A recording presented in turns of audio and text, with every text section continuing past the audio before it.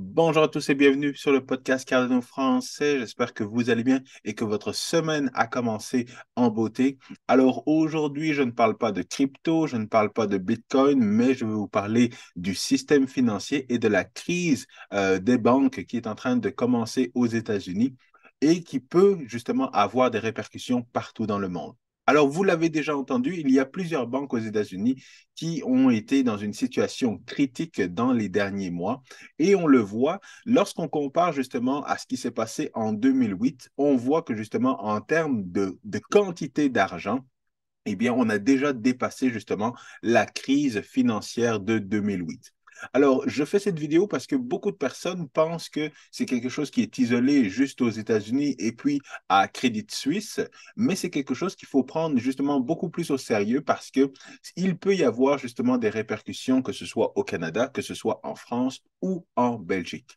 Alors, comme on le voit, juste avec trois banques qui ont eu des difficultés financières en début d'année, eh bien, on est déjà à 532 milliards de dollars, alors que toutes les banques qui avaient fait faillite ou qui étaient en situation critique en 2008, eh bien, la totalité représentait 524 milliards de dollars.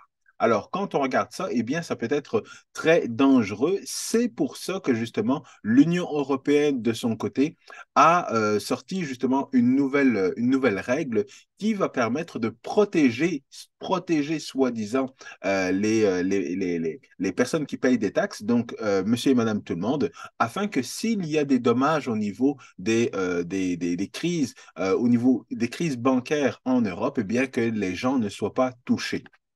Alors évidemment, là-dedans, ben, il mentionne que toutes les petites et les moyennes et les petites banques qui seraient en situation difficile, eh bien, devraient avoir justement une garantie ou devraient avoir justement un système pour aller chercher de l'argent auprès de ce pot d'argent-là au niveau de l'Europe, au lieu justement de faire payer les payeurs de taxes, monsieur et madame tout le monde.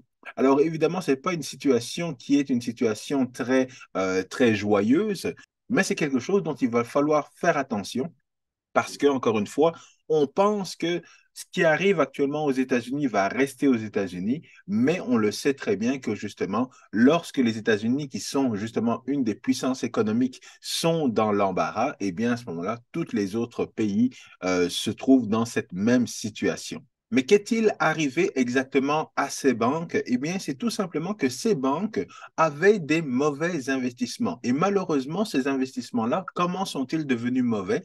Eh bien, c'est tout simplement lorsque la Banque centrale américaine a commencé à augmenter les taux d'intérêt. Alors, évidemment, ces banques avaient fait des prêts ou des investissements sur le long terme, sur du 5, sur du 10 ans, et ils ne s'attendaient pas à ce que la Banque centrale, que les taux d'intérêt augmentent de manière significative en dedans de 2 ans.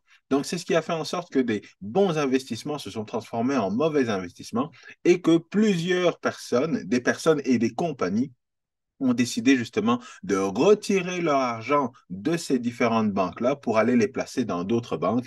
Et c'est comme ça que est arrivée la situation de run to the bank, donc aller rapidement, aller chercher son argent à la banque avant qu'il n'y en ait plus. Mais comment se fait-il qu'il ne peut plus y avoir d'argent à la banque? Eh bien, ça, c'est la manière dont fonctionne le système financier. Et ce système-là, c'est un système qui s'appelle justement le système de réserve fractionnaire. Et qu'est-ce que ça veut dire, le système de réserve fractionnaire? Eh bien, c'est tout simplement que les différentes banques vont avoir juste une partie de leur argent, justement, dans leur institution financière. Donc, on voit justement le système économique fonctionne par la création de monnaie par les banques commerciales ou les banques centrales afin de satisfaire les besoins financiers de l'économie. Et si jamais les banques avaient 100% de l'argent justement dans leurs institutions, eh bien, ils ne feraient en sorte de prêter que ce qu'ils ont en réserve. Donc, s'ils ont 1000 dollars en banque, eh bien, à ce moment-là, ils peuvent prêter jusqu'à 1000 dollars aux différentes personnes pour des prêts immobiliers et tout ça. Évidemment, mon exemple de 1000 dollars est tout simplement un exemple. Mais les systèmes de finances, les systèmes de réserve fractionnaires permettent aux banques de prêter beaucoup plus d'argent que ce qu'ils ont en réserve. Donc, ils peuvent, s'ils ont juste un 1000 $ de réserve, eh bien, il pourrait justement prêter jusqu'à 10 000, 100 000, 1 milliard de dollars, alors qu'ils n'ont pas grand-chose en réserve. Mais à ce moment-là, on peut se demander, mais d'où vient cet argent? Comment est-ce que les banques ont justement de l'argent qu'ils prêtent et pourquoi ils prêtent plus d'argent que ce qu'ils nous ont réellement en banque? Et c'est tout simplement un système qui fonctionne depuis très longtemps parce qu'en fait, l'argent que les banques prêtent, c'est votre argent. Alors, comme on le voit dans l'article, quand vous déposez de l'argent à la banque, eh bien, cet argent-là ne reste pas dans la banque au cas où vous iriez le rechercher dans 1 ou 2 semaines.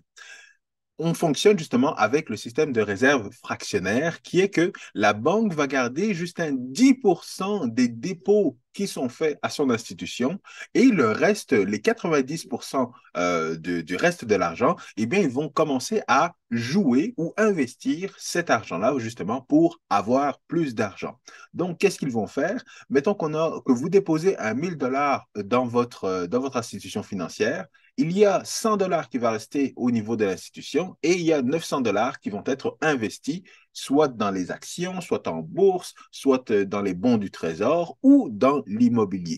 Et c'est pour ça que justement, ces institutions-là vont commencer à investir de l'argent, à prêter de l'argent avec des taux d'intérêt, justement, pour essayer d'avoir plus d'argent, mais ne va garder qu'une partie de l'argent, justement, dans ces institutions, au cas où vous voudriez revenir chercher cet argent-là. Donc, si vous avez un 20 000 $ et que du jour au lendemain, vous voulez retirer ce 20 000 $ là, il est possible que la banque vous dise non, vous n'avez pas le droit de retirer tout ce 20 000 $ là, nous devons aller chercher quelques actifs, un peu d'argent justement pour pouvoir vous remettre la totalité de votre avoir que la banque devrait garder normalement directement en réserve au niveau de son institution. Et il faut savoir que la majorité des banques fonctionnent de cette manière-là. C'est justement pour ça que justement, on va dire que beaucoup de banques commerciales, justement, utilisent ce système de réserve fractionnaire, que ce soit en Belgique, que ce soit au Canada, que ce soit en France, et évidemment, c'est le cas évidemment aux États-Unis. Même la banque Crédit Suisse, justement, avait mentionné que peu importe la quantité de liquidité, il y a toujours un risque lorsqu'on utilise un système de réserve fractionnaire au niveau des banques et justement un run to the bank peut arriver que ce soit justement en Europe ou aux États-Unis.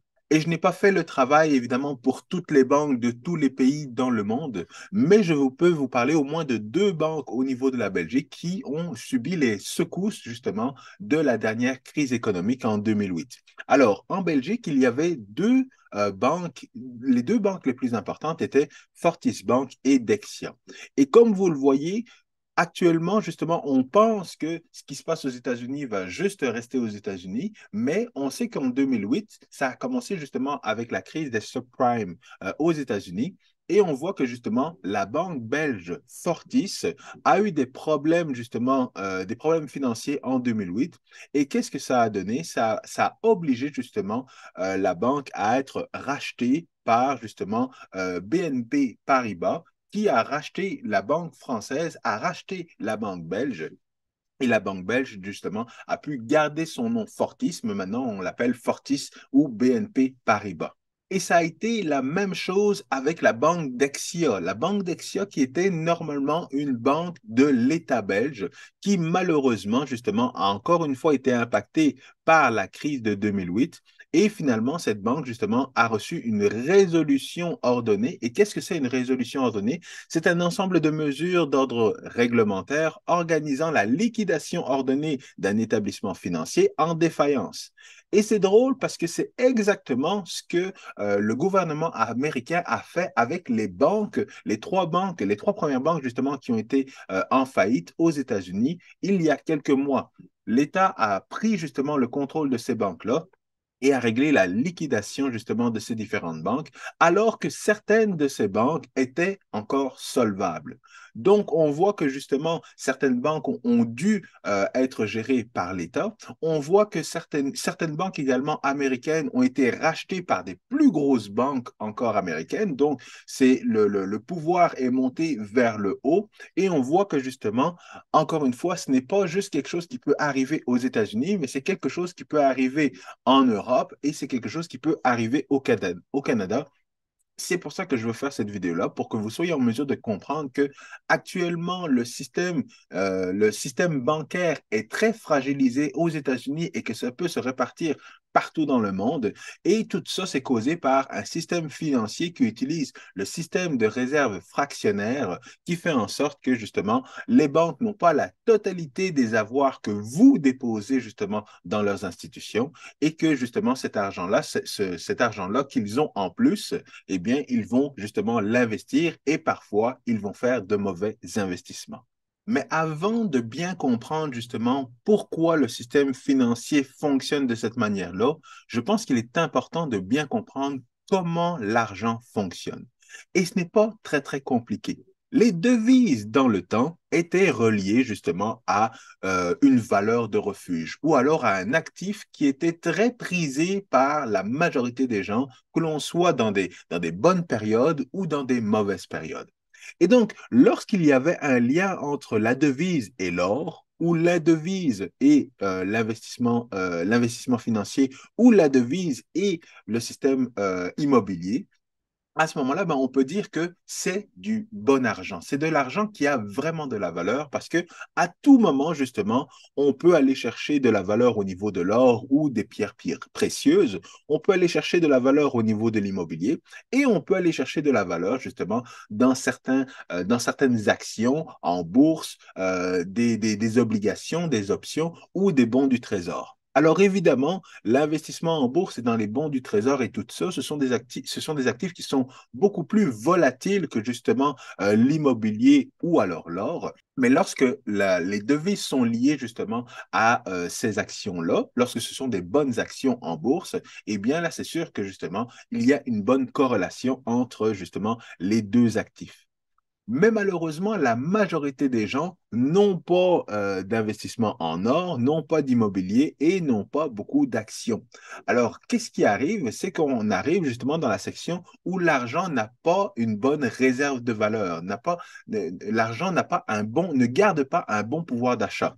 Alors, pourquoi? Parce que lorsque le gouvernement imprime de l'argent justement pour aider les banques ou imprime de l'argent justement dans des situations de COVID, eh bien malheureusement, alors qu'on croit que c'est de l'argent qui a de la valeur, malheureusement, c'est de l'argent qui perd de la valeur. Donc, vous perdez votre pouvoir d'achat.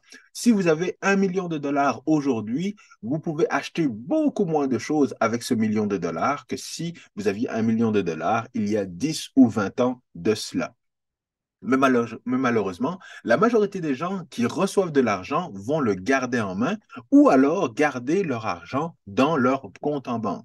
Alors, quand vous gardez votre argent dans votre compte en banque, eh bien, et que vous le gardez justement dans l'espoir d'économiser dans un compte pour économiser, eh bien cet argent-là perd de la valeur parce que vous avez peut-être 1% justement d'intérêt sur cet argent-là, mais 1%, ce n'est pas grand-chose lorsqu'il y a beaucoup d'argent qui est envoyé justement dans le système financier. Donc, garder trop d'argent dans votre compte en banque n'est pas justement une bonne chose à faire si vous voulez que cet argent-là garde de la valeur, si vous voulez garder votre pouvoir d'achat. Et évidemment, la troisième chose, c'est lorsque vous consommez justement de l'argent. Donc, lorsque vous, avec cet argent-là, vous achetez des voitures de luxe, vous achetez des habits, vous investissez beaucoup justement dans des produits de marque, mais ces produits-là, justement, perdent de la valeur avec le temps et ne gardent pas beaucoup de valeur. Alors ça, évidemment, ce ne sont pas des très bons investissements.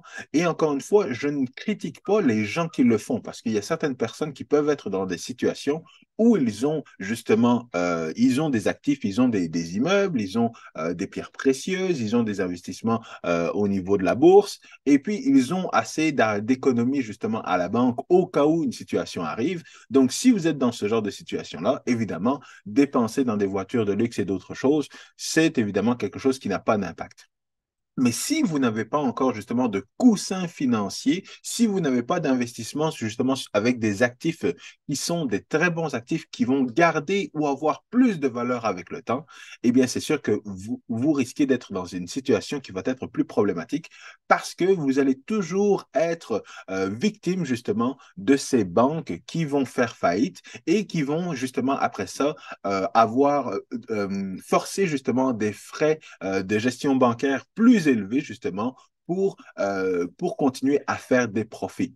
Donc, c'est pour ça que garder son argent à la banque n'est pas une bonne chose à faire de manière générale. Pourquoi? Parce qu'encore une fois, si la banque est en crise financière, eh bien, il se peut que vous perdiez votre argent, même si justement il y a un système de garantie qui permet justement que vous retrouviez cet argent-là. Mais étant donné que la manière dont vous allez recevoir cet argent-là, c'est le gouvernement qui va imprimer de l'argent. Et comme on voit, lorsque le gouvernement imprime de l'argent pour le donner à la population, eh bien, ce n'est pas de l'argent qui va garder de la valeur, c'est de l'argent qui va perdre de la valeur. Tandis que si jamais vous recevez cet argent-là, mais que vous allez directement l'investir, soit dans des pierres précieuses, soit dans l'immobilier, ou alors justement dans des actions en bourse, des bonnes actions en bourse, ou alors des bons du trésor ou d'autres actifs financiers, à ce moment-là, ben, ça devient justement de l'argent qui va garder de la valeur. Alors, voilà un petit peu les choses que vous allez devoir justement garder en tête dans les prochains mois parce que, encore une fois, je pense que nous nous dirigeons vers une crise des banques, une récession. Donc, il va falloir faire très attention à son argent dans ces temps justement incertains. Et évidemment, vous savez que personnellement, je ne suis pas très investi justement dans ces actifs financiers-là. Je suis plutôt dans des actifs qui sont des actifs de crypto-monnaie, mais j'en parlerai dans une prochaine vidéo. Alors, je vous laisse avec cette information-là. J'espère qu'elle va être utile pour vous. Je vous souhaite une bonne semaine. Peace.